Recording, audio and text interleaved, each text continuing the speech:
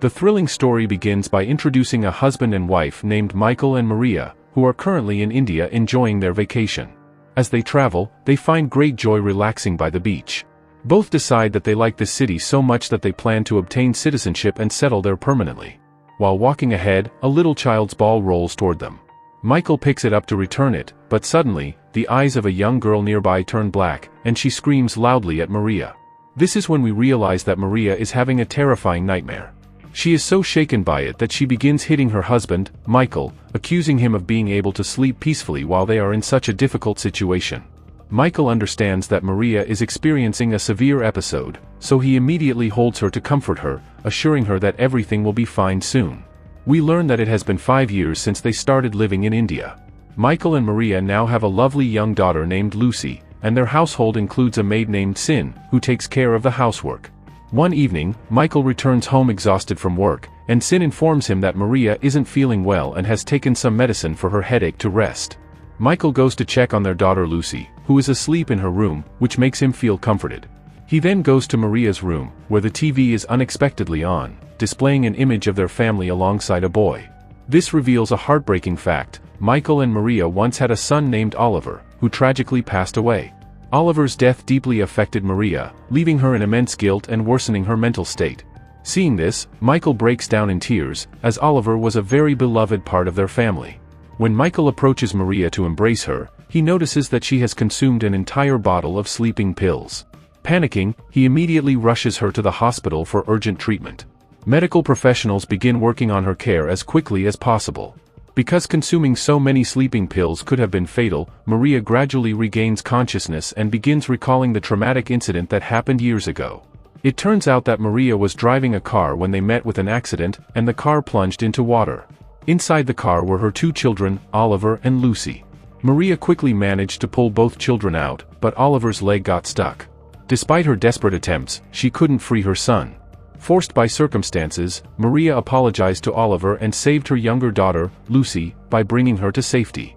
Maria cried for help, pleading with others to save her son, but sadly, it was too late. Oliver had passed away. Since that incident, Maria had been blaming herself for her son's death. The guilt took a severe toll on her mental health. Maria received immediate treatment for her condition, and although her health improved, she could never let go of Oliver's memory. One day, their maid, Sin, approached Maria, knowing her struggles. Sin asked Maria if she wanted to speak to her son one last time. Shocked, Maria questioned Sin, who then revealed a deep truth. Sin shared that she, too, had lost her daughter, who drowned in a pond. Like Maria, she was devastated until she learned about a sacred temple deep in the forest.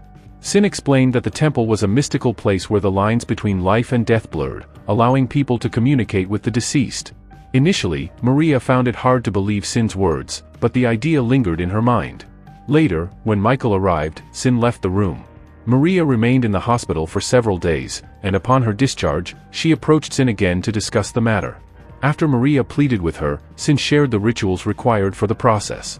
She explained that Maria would need to cremate Oliver's body, collect his ashes, and scatter them on the steps of the ancient temple. Afterward, Maria would enter the temple and lock the door behind her.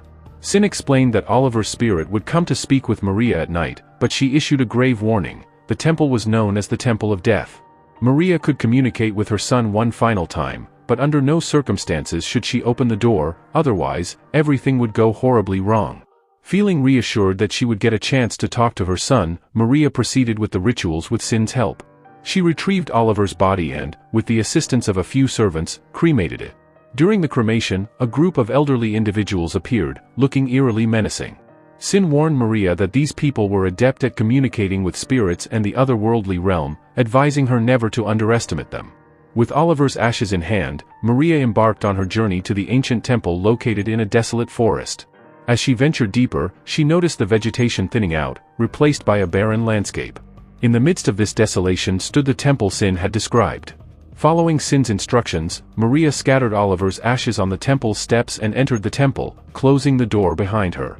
She began to wait for nightfall, her emotions a mixture of anticipation and dread. While exploring the temple, Maria discovered a peculiar statue with multiple arms. 2 of its hands were covering its face, as if concealing its identity for some mysterious purpose. Sin had mentioned this statue represented the god of death, the deity who connected the world of the living with the dead. As night descended, Maria heard her son's voice near the door. Soon, Oliver's spirit appeared, calling out to his mother. Overcome with emotion, Maria began speaking to her son, first apologizing for leaving him to die. Oliver's spirit reassured her, saying it wasn't her fault and that his fate had been predetermined.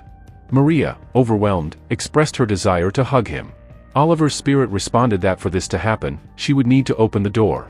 But Maria remembered Sin's warning and hesitated.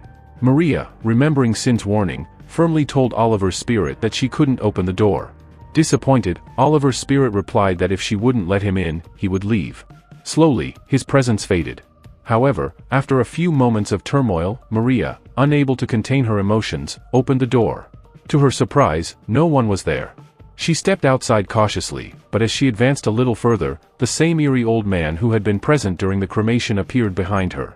His terrifying appearance sent Maria into a panic, and she started running.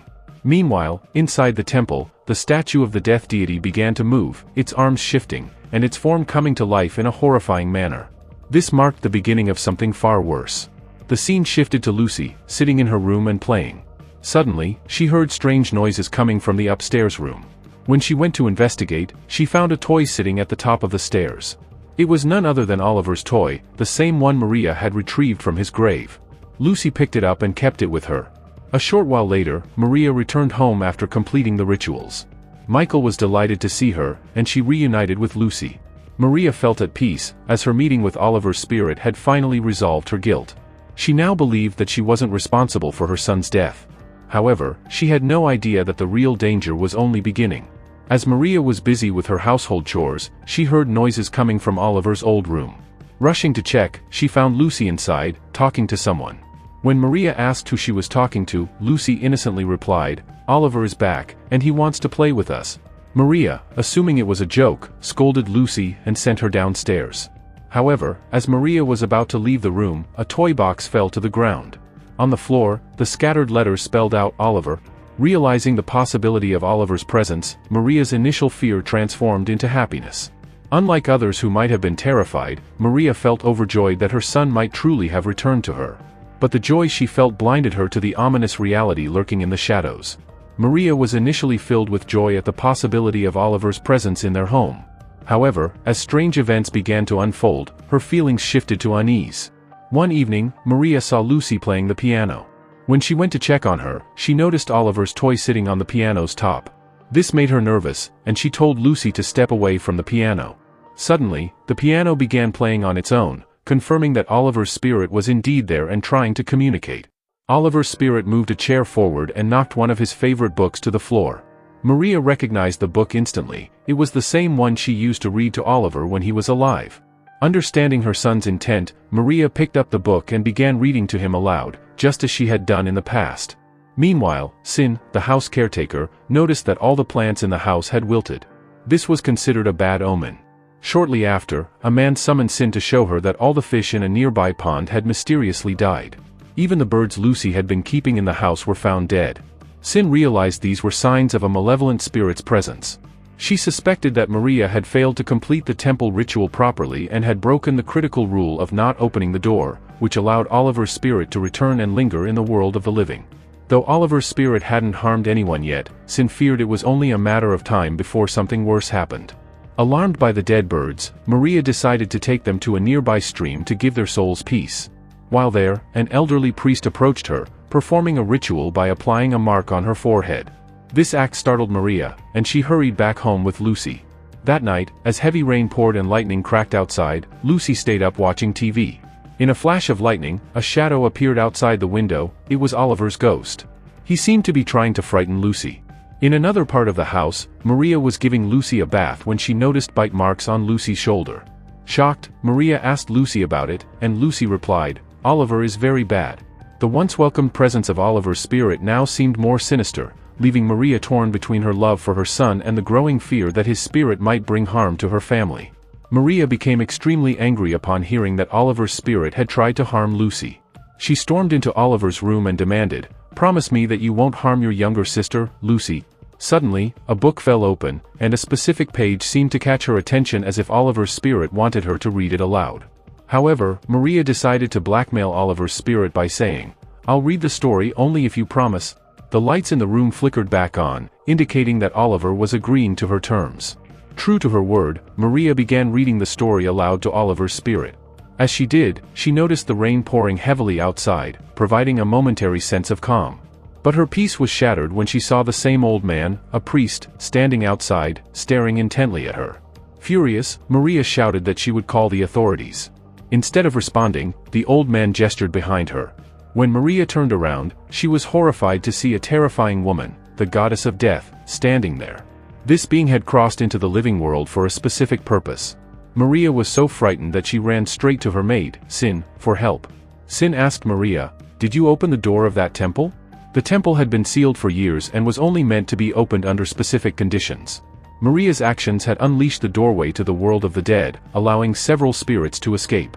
The goddess of death had now arrived to take Oliver's soul back. Sin warned Maria not to interfere, as the goddess would not hesitate to kill her if she stood in the way. To deal with the situation, Sin suggested that Maria burn everything associated with Oliver. Only then could his spirit be banished. Maria rushed to Oliver's room, but upon entering, she witnessed Lucy sitting on the bed, behaving strangely. When Maria approached her, Lucy's eyes and mouth twisted into an eerie, unnatural shape, making her look horrifyingly unrecognizable. Anyone would have been shocked by the sight. But Maria soon realized that Lucy was actually in another part of the room, and what she had seen was just an illusion. Despite the strange events, Maria decided to stay in the house with her daughter. The next day, we see Michael, Maria, and Lucy dining together at a restaurant, attempting to return to normalcy. Maria began seeing insects and spiders crawling everywhere, amplifying the overwhelming sense of negativity around her. Suddenly, she noticed that her daughter Lucy was no longer at the table. Panicked, Maria started shouting her name and searching for her, eventually finding herself in a remote, eerie area.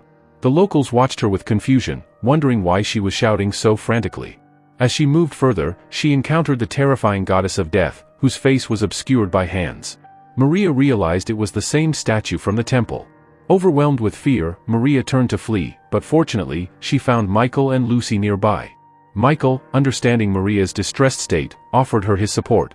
Meanwhile, back at the house, their caretaker, Sin, was gathering all of Oliver's belongings with the intention of burning them to rid the house of his spirit. She carefully collected the items and prepared to light them on fire, but as she went to fetch a matchbox, the door to the storage room suddenly slammed shut.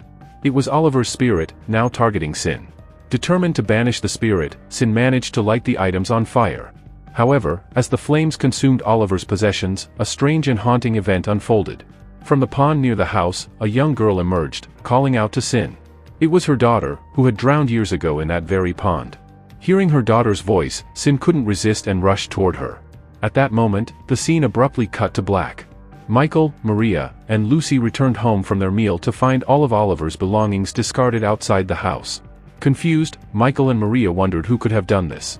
As they glanced toward the pond, they discovered Sin's lifeless body floating in the water, clearly killed by Oliver's vengeful spirit. Maria chose not to reveal this discovery to Michael, leaving Sin's body where it was. Later, as Maria was putting Lucy to bed, Lucy innocently asked, "Did Oliver kill Sin?" Maria, though knowing the truth, quickly diverted the conversation to avoid Lucy learning the horrifying reality. Now gripped by fear, Maria realized that the situation was spiraling out of control, and Oliver's presence was becoming more dangerous by the moment. Therefore, she proceeded to burn all the items related to Oliver that were placed outside. She managed to burn half of the items, but Michael intervened, stopping her and asking what she was doing. He reminded her that those were memories of their son, Oliver, and urged her not to act recklessly. However, Maria had no choice but to confide everything to Michael about the rituals related to the temple and how Oliver's spirit had returned, intent on harming them all. Hearing this, Michael did not believe Maria, and she, in frustration, asked Lucy to tell her father the truth. However, Lucy replied that she didn't know anything about it. This shocked Maria deeply, as Lucy's response seemed odd. Realizing something was wrong, Maria quickly entered the room to try and reason with her daughter. Michael, seeing Maria's distressed state, believed her mental condition was unstable. In the room, Maria noticed that Oliver's spirit had fully possessed Lucy. She tried to convince Oliver to release her, but he refused. Enraged, Maria began to harm Lucy, which prompted Michael to intervene. He forcibly took Lucy out of the room and locked Maria inside, believing that she was harming their children. As Michael brought Lucy downstairs, they were met by a group of priests and elderly men, who were determined not to let this dark entity take over. Michael, alarmed, took Lucy to the kitchen and placed her in front of their dog while calling the police. The dog, being able to sense the evil presence, began barking aggressively at Lucy, signaling that Oliver's demonic spirit had completely consumed her. Oliver's spirit, now fully unleashed, grabbed a knife and killed the poor dog. When Michael arrived after making the call, he saw the dead dog. Suddenly, Lucy attacked Michael with the knife, killing him. After some time, Maria managed to open the door, making her way downstairs. She followed the screams of her daughter, finding her in a room surrounded by the elderly men, who were preparing to harm her. Since currently, Oliver's spirit resides inside Lucy, preventing her from moving freely, and they aim to eliminate all spirits. However, this means they will also have to kill Lucy. The priests hold Lucy tightly and advance to destroy her. Michael, who is injured, tries to stop them, but Maria quickly approaches Lucy and tells Oliver to leave her body and possess hers instead. Oliver, aware of the situation, releases Lucy's body and transfers directly into Maria's body. She then asks the elderly men to let her daughter go and take her instead. Without hesitation, one of the elderly men pulls out a knife and attacks Maria, fatally injuring her. However, Maria suddenly rises, looking around. Behind her, none other than the death goddess appears, showing her face for the first time, which is terrifying. A blinding light emanates from her and directly falls onto Maria's face, causing her to imagine herself near the temple. Maria hears voices inside her head, calling her to join them, and there she sees her son, Oliver. But this time, Maria doesn't open the door. The story ends here.